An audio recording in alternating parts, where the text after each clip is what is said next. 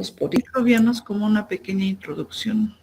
Son antibióticos, son fármacos que se emplean ante cualquier patología que presente un determinado paciente, ¿no? Los antibióticos debemos saber administrarlos y debemos conocer los nombres, porque tiene vital importancia. Esto es importante porque en el transcurso de su carrera profesional van a recetar antibióticos todo el tiempo y debemos saber qué tipo de antibióticos a qué familia corresponde, ¿sí? Vamos a hablar de los antimicrobianos y que se van a clasificar según su origen, según su efecto y el espectro de actividad. Ahora, cuando nosotros hablamos de origen, tenemos a los naturales, a las penicilinas, por ejemplo, ¿sí? A las penicilinas, que derivan básicamente de un hongo. Podemos tener sintéticos y semisintéticos, ¿no? El efecto que van a poseer los antibióticos son bactericida o bacteriostático, que más adelante vamos a ver qué significa cada una de estas. Para adelantarles, bacteriostático significa lo que el organismo le hace a las drogas, mediante lo que es la absorción, distribución, metabolismo y excreción. Ahora, cuando hablamos de bactericida, es lo que la droga le hace a nuestro organismo, ¿sí? En resumen. Y el espectro de actividad que tiene que ser amplio, como las penicilinas, son de amplio espectro o de ampliado espectro, tienen que tener un efecto intermedio y un efecto reducido. Bien. Aquí está el mecanismo de acción de los fármacos, los 4 principales mecanismos de acción que deben saber ustedes. Primer mecanismo de acción, inhibición de la síntesis de la pared celular. La parte celeste de la bacteria, ¿no? La pared celular. Entre estos fármacos vamos a tener a la penicilina. En la familia de las penicilinas existen una gama de antibióticos. Las penicilinas G-benzatínicas, las procaínicas, las cristalinas, la amoxicilina, que viene de una dosis de 500 hasta 1 gramo en adultos, y la ampicilina, la doxiciclina, entre otros. Las cefalosporinas, de igual manera, sus compañeras nos van a ampliar esta parte para encontrar si son 5 o 4. No, tenemos la tercera generación y la cuarta generación, ¿sí? Cada generación con sus respectivos antibióticos. Los carbapenémicos. Entre los carbapenémicos tenemos al imipenem, al ertapenem y la cilastatina, ¿no? Estos antibióticos se usan sobre todo en pacientes que están internados en terapias intensivas, porque su acción es bastante fuerte, ¿no? Un frasco de 1 gramo, por decirlo, de meropenem les va a llegar a costar acá en Bolivia aproximadamente 700 bolivianos el frasco. Entonces no vayan a recetar directamente un meropenem, ojo, mucho cuidado, ahí son por vial, de manera vial se van a aplicar. Ese es el primer mecanismo de acción, inhibición de la pared celular, que se les quede clarito, por favor. El segundo mecanismo de acción, vamos a tener la alteración de la permeabilidad celular o de la membrana celular, o también pueden llamarla inhibición de la membrana celular. Entre estos fármacos vamos a tener a las polimixinas, a los poliénicos, a los imidazoles, por ejemplo, ¿no? El ketoconazol, el metronidazol, van a ir a actuar muy bien a lo que es la membrana. Estos medicamentos que les digo son antimicóticos, ¿no? Es el segundo mecanismo de acción. Tercer mecanismo de acción, inhibición de la síntesis de proteínas. ¿Quién produce las proteínas, jóvenes? A ver, aquí tengo la lista. Los ribosomas. Los ribosomas, doctora. Muy bien, los ribosomas, ¿no? Entonces, los ribosomas son los que nos van a producir las proteínas. Estos van a captar a lo que son la síntesis de ácidos nucleicos y lo van a traducir. Posterior a esto, interviene el ARN mensajero, ¿no? que lleva el mensaje de que se está traduciendo proteínas. Y finalmente los convierte en aminoácidos para posterior conversión a proteínas. Ahora, tenemos dos unidades o dos subunidades ribosomales. Hablando del 50S, del 30S, es considerada la macrounidad, esta es la microunidad. La macrounidad está constituida por fármacos como los macrólidos. Entre los macrólidos vamos a tener, ¿como qué jóvenes? A ver, el grupo, ¿dónde estás, Kelly? ¿Qué vamos a tener entre los macrólidos?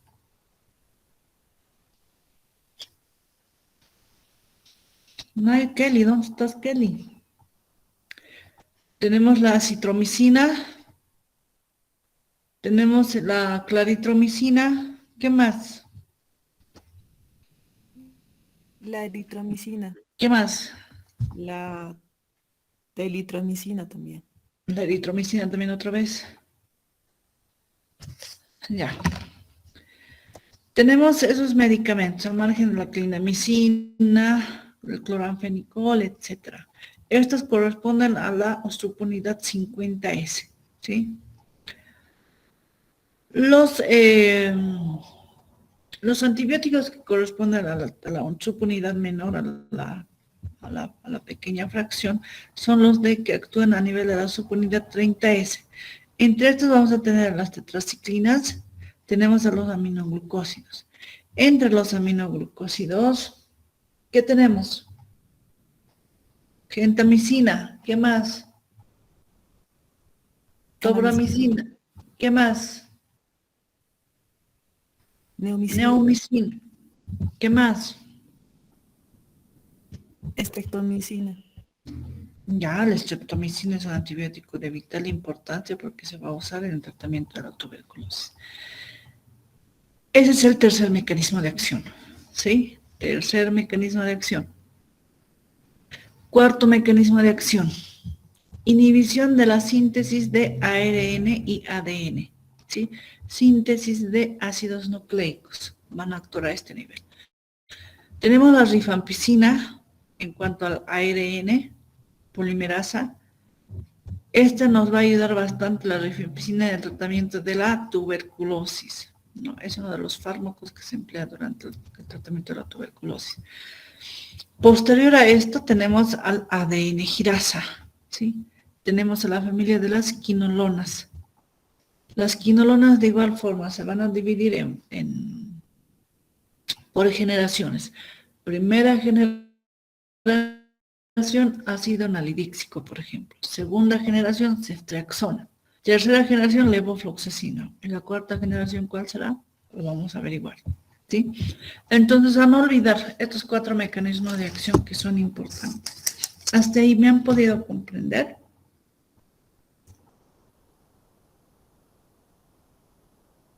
Sí, doctora. Ya.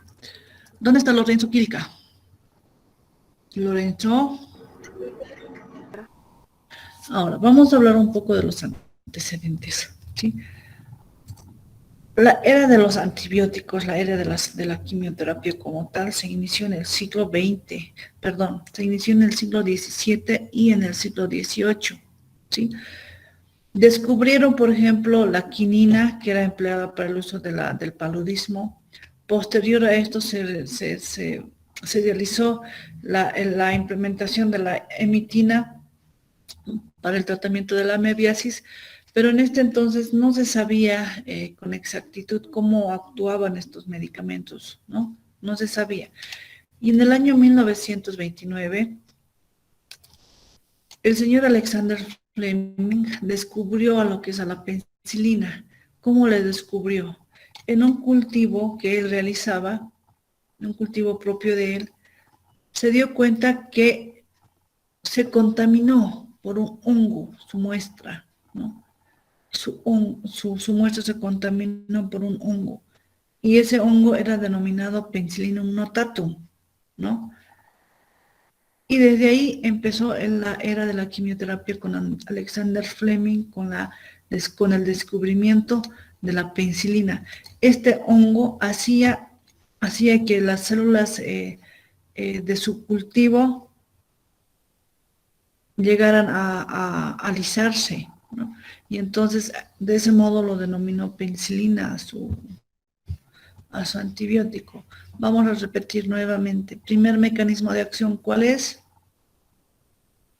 Inhibición de la pared celular. Ya. Segundo, Cortés Morales.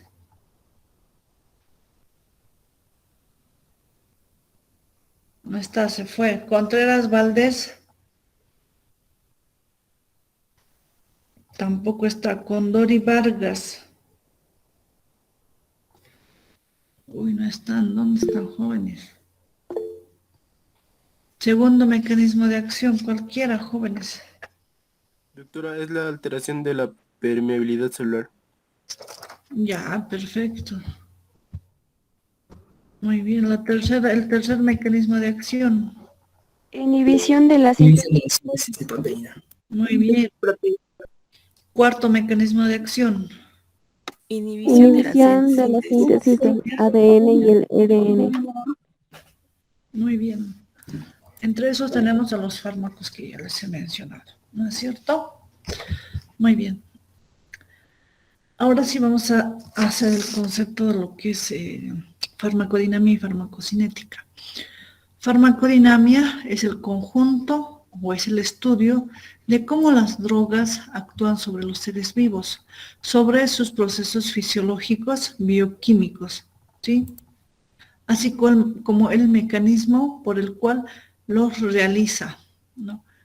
Entonces, saber cómo van a actuar las drogas sobre los seres vivos es de vital importancia, ¿sí? A eso se lo denomina farmacodinamia, es decir, lo que las drogas van a ocasionar en el ser vivo, ¿no es cierto? Farmacocinética comprende el proceso de absorción, distribución, metabolismo y excreción, ¿no? Es decir, lo que los fármacos, lo que el organismo le hace a las drogas, lo absorbe, lo distribuye, lo metaboliza, lo excreta, como habíamos dicho, ¿no es cierto?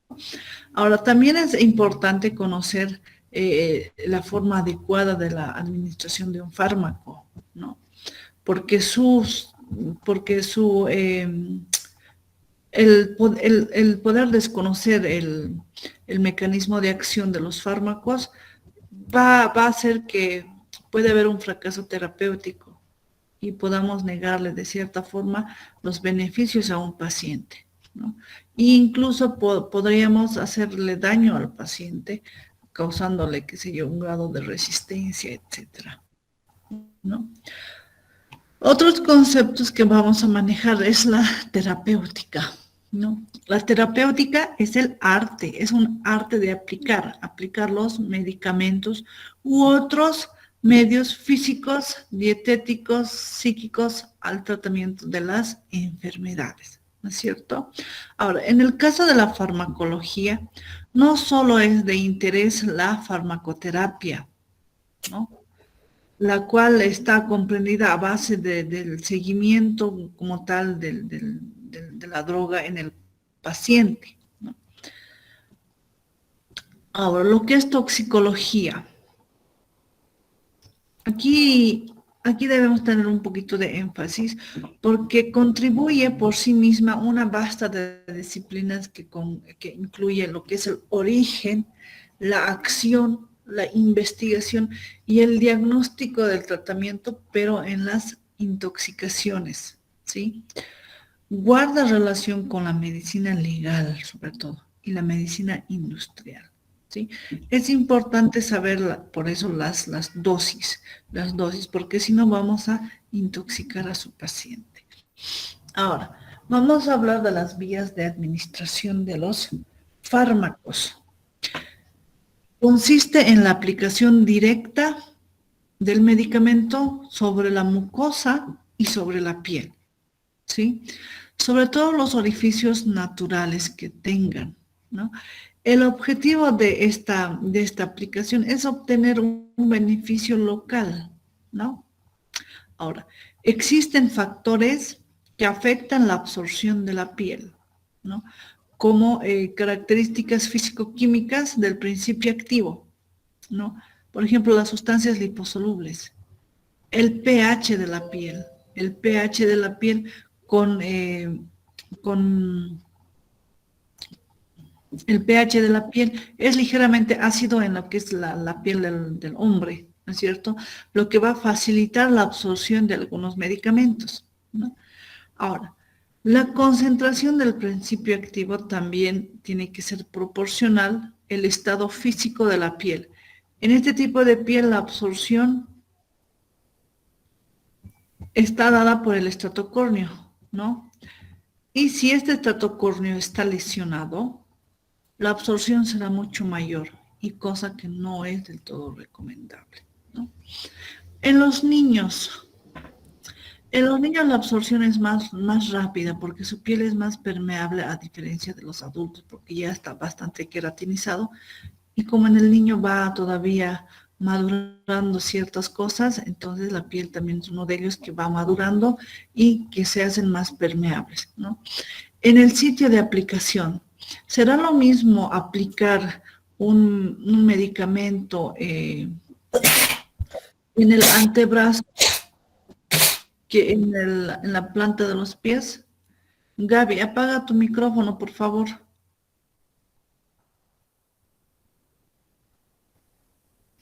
Apague su micrófono, Gaby, por favor. Nuevamente. Está apagado, doctora. Está prendido. Si no, no te diría. Hablamos de la vía entérica.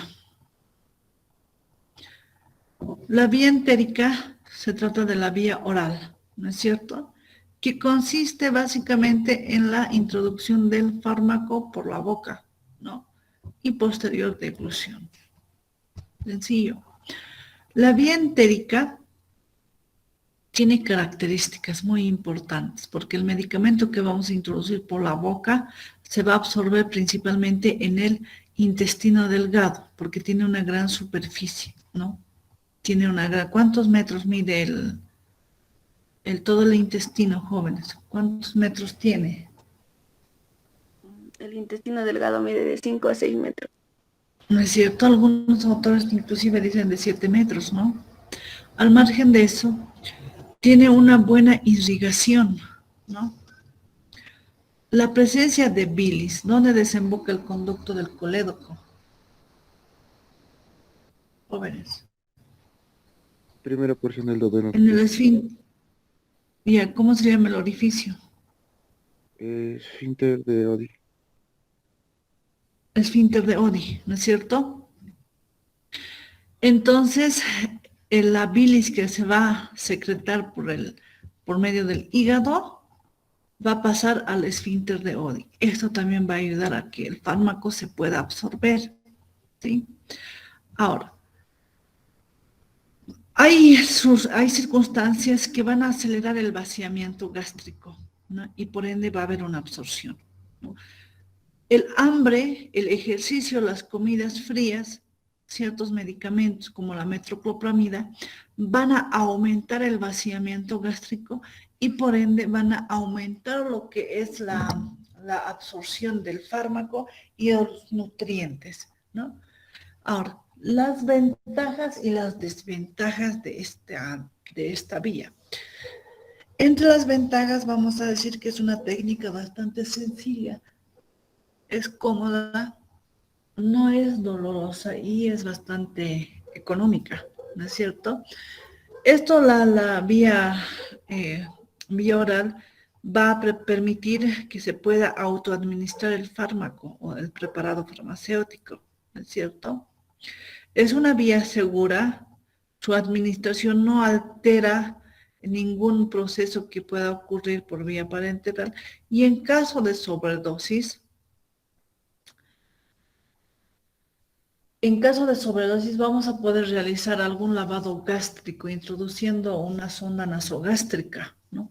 En aquellos pacientes que les gusta envenenarse, se toman su cóctel de fármacos y antes de que se absorban los fármacos debemos realizar lo que es el lavado gástrico, ¿no? De esta manera vamos a poder eliminar el fármaco que se ha introducido al paciente. ¿no? Cuando el paciente ya relaja esfínteres, hablamos del esfínter de la orina, del esfínter anal, las pupilas están como un plato o hay anisocoria, el paciente está más para allá que para acá, ¿entienden? Está más muerto que vivo. Lo más seguro es que pueda morir. Entonces hay que tener cuidado con el tipo de pacientes que están intoxicados. Ahora, entre las desventajas es que el efecto del fármaco no aparece de manera inmediata.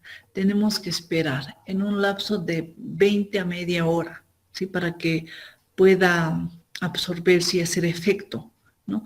Este medicamento no puede emplearse en casos de urgencia. ¿Qué es urgencia y es emergencia, jóvenes? ¿Alguien sabe? Ya, me van a decir para más ratitos. Para la segunda hora van a buscar lo que es emergencia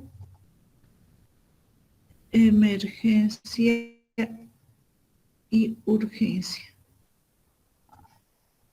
¿Cuál de los dos afecta o se pone en riesgo la vida del paciente? ¿No? O cuando se requiere un efecto rápido, ¿no? No se va a poder utilizar esta vía. Por ejemplo, en algunos pacientes que presentan una irritación gástrica, tampoco la vía oral es recomendable, ¿no? Porque en el caso de la administración de antiinflamatorios no esteroideos, lo que van a producir es irritar muchísimo más lo que es la mucosa gástrica, en el caso de gastritis medicamentosa, por ejemplo, ¿no? Esto nos impide realizar el empleo de fármacos en un paciente de manera indiscriminada, ¿no? Ahora, entre las formas farmacéuticas vamos a tener las formas farmacéuticas líquidas, que generalmente son usuales para los niños, los jarabes, ¿no? Que van a ser una solución acuosa, concentrada, va a estar concentrada de sacarosa en un 80%, van a utilizar correctivos del sabor, es decir, que van a disimular el mal sabor que tienen, van a usar alcohol en un 25%, van a usar edulcorantes. Lo que van a hacer es enmascarar el olor, el sabor de algunos medicamentos y suspensiones, ¿no? Por ejemplo, los medicamentos de los niños, ¿es rico o feo? ¿Qué opinan ustedes? ¿Han probado las mamás? Si es que hay mamás, ¿no? ¿Qué opinan? ¿O los medicamentos de los niños? No, bueno, si les gusta, bueno, jóvenes.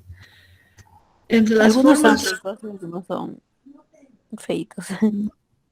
las mamás, yo soy mamá, entonces los fármacos de mi niña me dice, toma mamá primero para ver si es rico.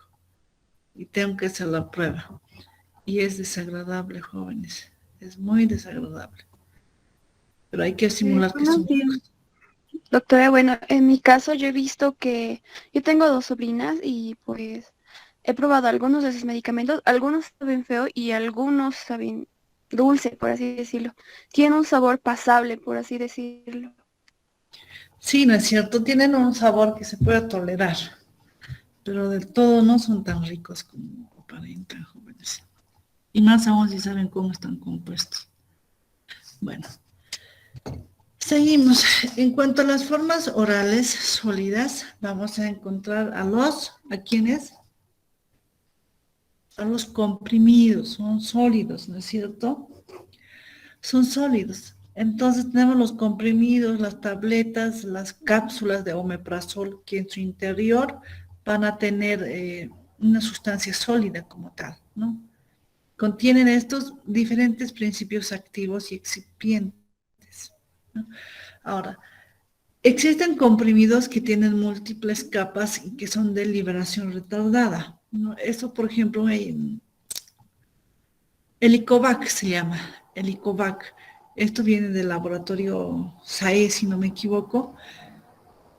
El comprimido viene con 3 antibióticos por capas, ¿no? Estos son antibióticos comprimidos que son de liberación lenta, ¿no? están constituidos por diferentes núcleos de fármacos, ¿no? Que al administrarlo de manera paulatina van a ir absorbiéndose, ¿no? Estos tienen de 2 a 3 o más principios activos, ¿no? Ahora, los comprimidos recubiertos o las denominadas también llamadas grajeas, ¿no? Las grajeas son comprimidos recubiertos con azúcar.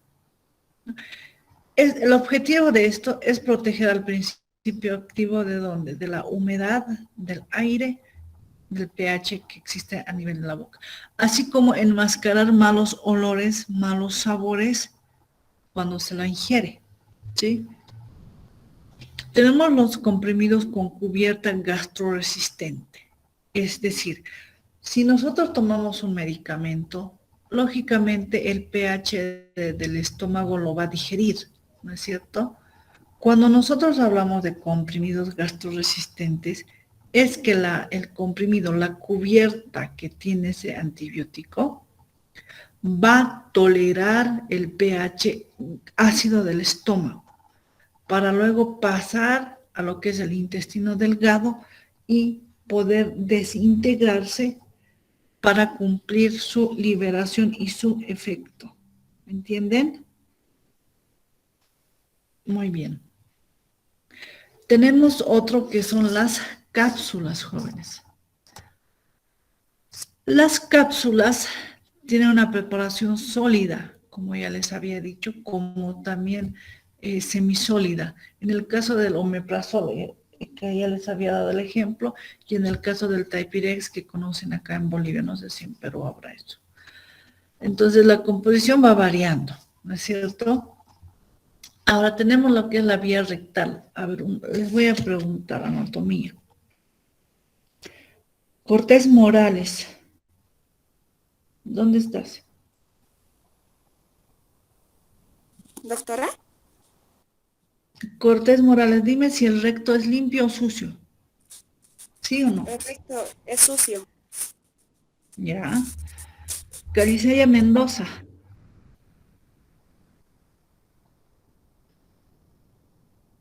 Caricella Mendoza. No está en clase. Cabrera Cejas.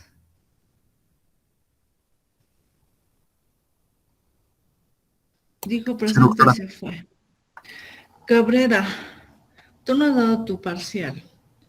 Dime si el recto es limpio o sucio. Te vamos a ayudar con una pequeña nota de participación. Está bien, doctora. ¿Es limpio o sucio? Limpio, doctora. Ya, limpio. Benito Silva. ¿Recto? ¿Tú consume grasas, por ejemplo? No, yo me refiero, o sea, al momento de secretar y Ya. Ustedes van a leer para la siguiente clase también si el recto es limpio. O sea, ya tienen 3 tareas. El recto es limpio o sucio. Vamos a ver si su compañero Cabrera tenía razón o no. Ya tienen 3 tareas. Muy bien. Ahora, es sencillo, ¿no? Consiste en la aplicación del medicamento en el recto, sí, en el interior del recto. Esta vía tiene el único objetivo de ejercer una acción local del fármaco, ¿no? Por esta vía podemos introducir, ¿qué cosas, jóvenes? ¿Qué cosas podemos introducir? ¿Podemos introducir un omeprazol? ¿Supositorios? Ya, un supositorio, ¿qué más? ¿Omeprazol se puede introducir?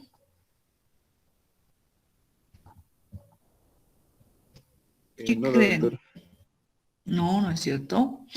Entonces, nosotros debemos saber qué medicamentos son por vía rectal, ¿no? O cómo viene la presentación del fármaco, ¿no?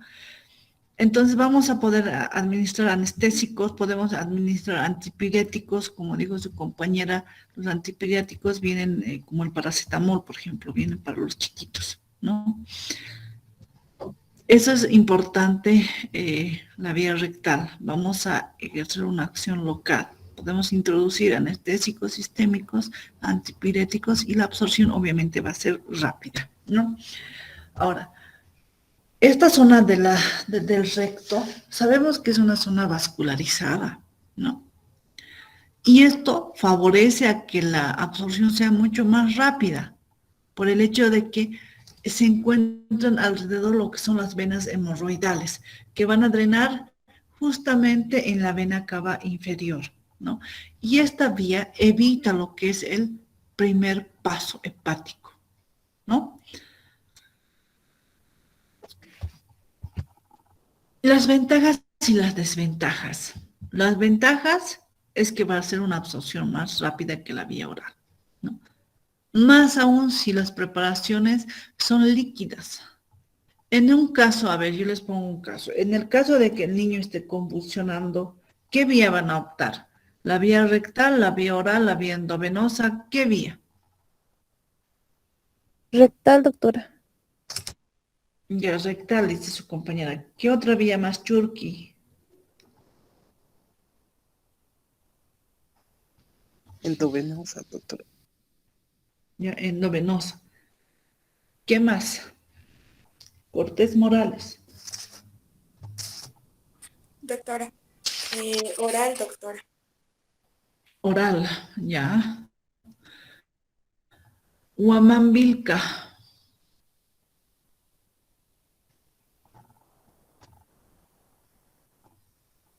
¿Ves que no están jóvenes?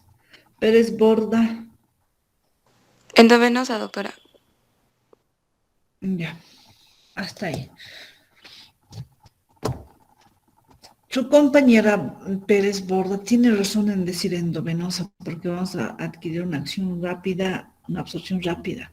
Pero si el niño está convulsionando, está temblando, no vamos a poder agarrarlo y sujetarle el bracito para que nos brinde sus venitas. No lo vamos a poder, lo vamos a lastimar al niño.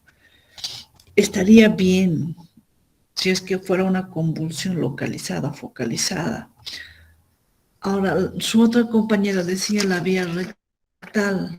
La vía rectal es la más indicada en el caso de los niños, ¿no? Se introduce diazepam mediante una sondita en el recto y es la vía más rápida para poder actuar, ¿no? Muy bien, jóvenes. Pero por la vía oral, no, difícilmente, jóvenes. Ahora, entre las desventajas, la absorción es irregular e incompleta, ¿sí? No es cómoda que te metan algo por el recto, ¿no es cierto? A diferencia de lo que es la vía oral. Ahora, si el paciente presenta hemorroides, tiene alguna fisura, esto básicamente impide el empleo de las drogas por el recto. Y tampoco podemos administrar por el recto en pacientes con diarrea, ¿no? Ahora, la forma de presentación, las formas farmacéuticas por vía rectal son los supositorios. Es una forma sólida y está que este medicamento se va a disolver a una temperatura a la temperatura corporal que tenemos, ¿no es cierto? Y también puede venir en presentaciones de soluciones o dispersiones rectales. También pueden venir en pomadas semisólidas que tienen obviamente el principio activo. La vía sublingual es otra vía de administración del fármaco. Como su nombre lo indica, es la colocación del fármaco debajo de la lengua. Ahora, la administración debajo de la lengua es muy favorable porque la absorción es bastante rápida y el efecto que va a ejercer el fármaco es inmediato, ¿no? ¿Por qué? Porque a nivel del piso de la boca tenemos una extensa vascularización. y que esta vascularización va a drenar en la vena cava superior, ¿no? Y esto nos va a favorecer el proceso de absorción, que va a ser significativo. Y obviamente evita lo que es el primer paso. Entre las desventajas y las desventajas, estos fármacos solo pueden administrarse medicamentos liposolubles potentes que nos pueda garantizar el efecto que deseamos obtener para mitigar algún tipo de molestia, ¿no? Ahora, estos fármacos siempre tienden a tener un mal sabor, jóvenes. Si se ponen ketorolaco, a un inicio es agradable, pero después es horrible el fármaco, ¿no? Entonces, esta vía no nos va a permitir la aplicación de varios fármacos, solamente algunos fármacos se van a poder administrar por esta vía. Por ejemplo, el ketorol como un analgésico, la nitroglicerina para bajar la presión, las presiones bastante elevadas, ¿no? Entre las desventajas, las ventajas, como la vía oral, es básicamente una técnica sencilla, cómoda, no es dolorosa, permite la autoadministración, ¿no es cierto? Al margen de tener el efecto rápido que por la vía oral, ¿no? Y el exceso del medicamento se puede desechar por la misma boca. Tenemos otra vía, la vía parenteral, ¿no? La vía parenteral. Consiste básicamente en la aplicación del fármaco en los tejidos y fluidos corporales, ¿no? La administración por esta vía es rápida, ¿sí? Y debemos ser exactos.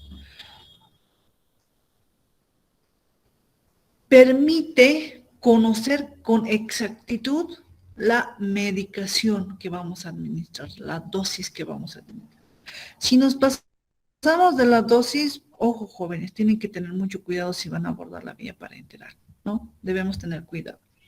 Porque si nos pasamos, el paciente puede quedar intoxicado o tener algún efecto colateral, ¿no? No es la más empleada entre las otras vías que hemos hablado. No es tampoco una técnica sencilla. Para los que ya tienen experiencia es sencilla, ¿no? La aplicación. Pero el saberse la dosis de un fármaco, ahí está la cosa, ¿no? Esta vía tampoco es económica, del todo económica, y requiere que el paciente esté en ciertas condiciones, ¿no? Ahora, entre las ventajas y las desventajas de esta vía, antes de eso, vamos a mencionar que existen cuatro categorías para la inyección parenteral. La intramuscular, como dice, en el músculo profundo, ¿sí? El ángulo de inyección es de 90 grados. La vía subcutánea. La vía subcutánea tiene un ángulo de inclinación de 45 grados, ¿sí? La vía intravenosa, estamos en vena, ¿no? Hablamos de un ángulo de 25 grados. Y finalmente la vía intradérmica, que es de 15 hasta 10 grados el ángulo de inclinación, ¿no? Ahora, entre las ventajas, es una forma bastante precisa de administrar fármacos. Es bastante precisa y no debemos exceder la dosis, ¿no? Cuando se trata de solamente principios activos. Una vez introducido el fármaco, no hay vuelta que dar, jóvenes.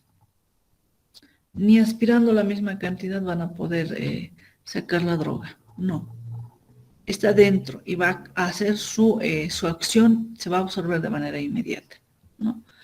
Entre las desventajas, puede comportarse como algunos riesgos dentro de la vía, ¿no?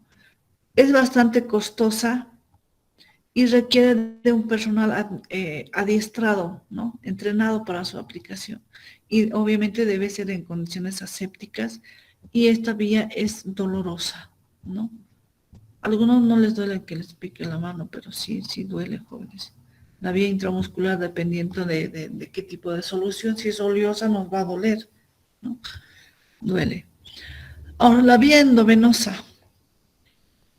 En el medicamento se introduce directamente en lo que es la circulación, por lo que se elimina en forma el paso de absorción y permite la forma rápida en cuanto al efecto, ¿no? Podemos obtener niveles elevados en sangre del fármaco que podamos requerir y vamos a utilizar solamente en casos de urgencia, ¿sí? Ahora, las preparaciones empleadas pueden ser acuosas, emulsiones o también sustancias oleosas. Y debemos tener mucho cuidado con las sustancias oleosas porque si metemos, por decir, es solamente aire, 10 heces de aire, podemos poner en riesgo la vida del paciente causando alguna embolia, ¿no? Ahora, las inyecciones, los sitios de administración endovenosa van a ser la cara dorsal de las manos, puede ser las muñecas, puede ser la cara ventral del antebrazo donde se encuentra ubicado la M venosa. Podemos aplicarla en la yugular, en la subclavia, en los lactantes, en el cuello cabelludo, en los neonatos, podemos administrarle en el cordón umbilical y en las venas superficiales de la pierna y de los pies.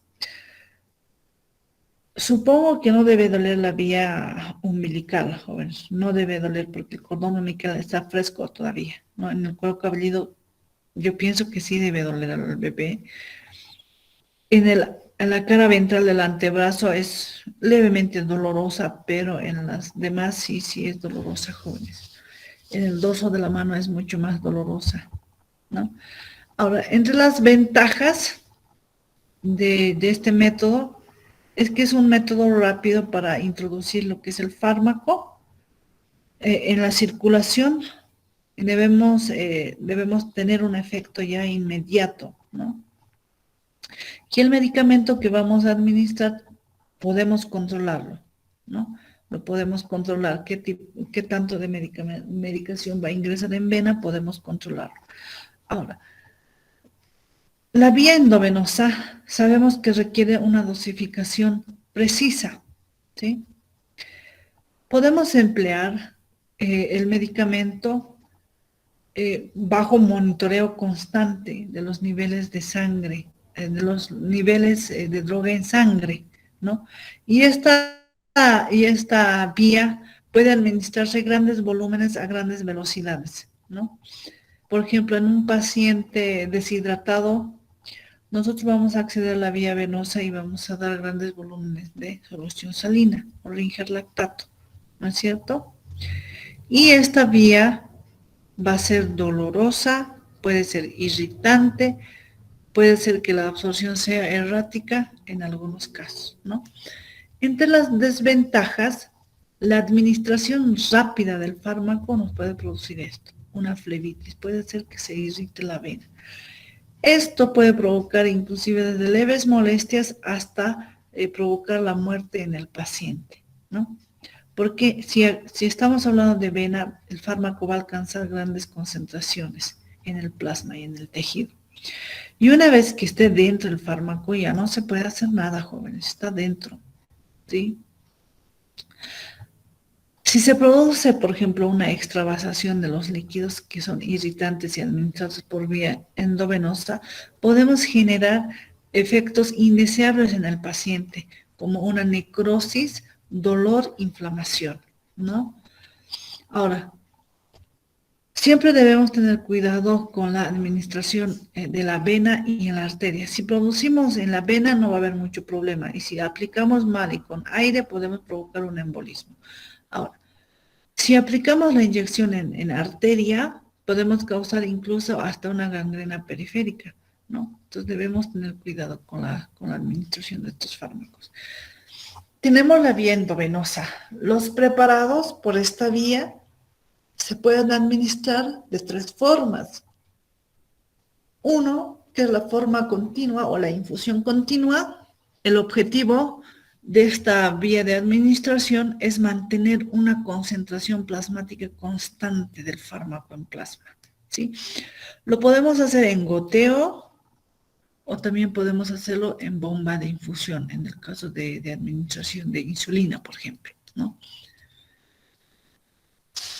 La infusión intermitente se emplea en el caso de fármacos inestables en solución o cuando los niveles séricos o hísticos del fármaco no van a alcanzar el modo adecuado si es que se administra de forma continua, ¿no? La inyección directa en vena o bolo intravenoso, como se lo conoce, ¿no? Su objetivo es obtener rápidamente un nivel requerido del fármaco en plasma, ¿sí?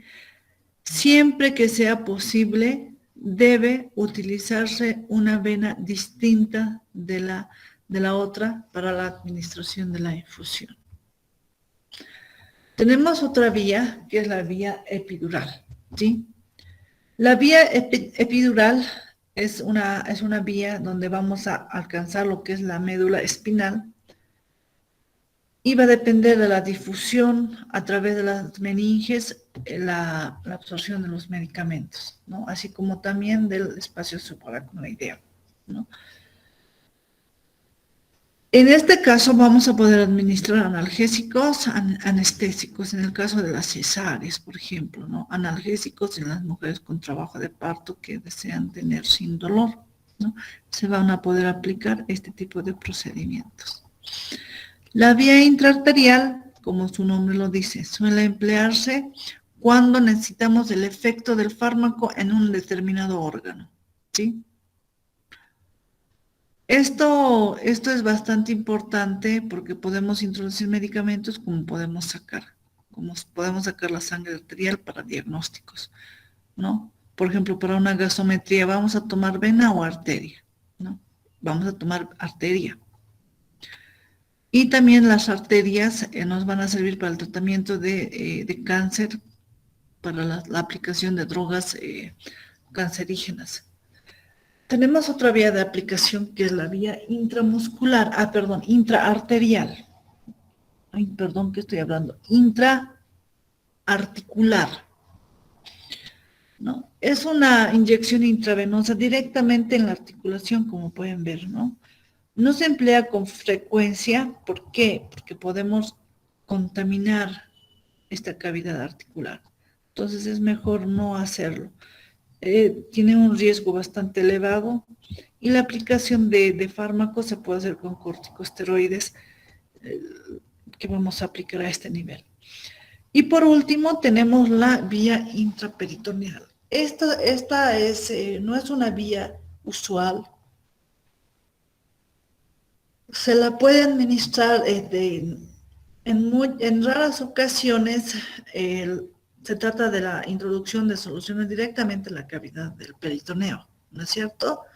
Entonces, debido a la gran superficie de extensión y irrigación, la absorción va a ser muy buena. Y también evita lo que es el primer paso hepático, ¿no?